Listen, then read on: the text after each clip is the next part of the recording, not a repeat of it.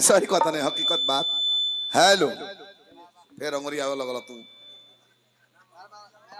Hello देखो हम कुछ बोले ना चाहिए जहाँ औरत लोग बैठल रहलन नु माता बहन लोग रउआ घर के होके चाहे हमारा घर के तो हम बोले में हमारा लाज लगेला। पूछी का है ऐसे कि निमन निमन गीत गए बनू तो काकी लो आशीर्वाद देला पूरा मरवाओ सिटी पूरा खूब मरवाओ।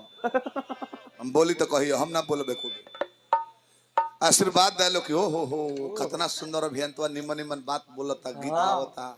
हे हनुमान जी काहे लंगड़ कोइल ठीक कर दो अब फुहर गई बनू तो मुंह पर आंचर धके घरे चल लिलो मारो ए दुर्गा जी काहे लंगड़े बैकरा के आनहर क के कूर क दो के खनियो बनाओ में गजन हो ऐसे हम डराइले बोली ले निमन निमन बात चाहिए बोले तू ही बुद्धि देलू माई कि तेरा आसन के सिंहासन के जरूरत नहीं है।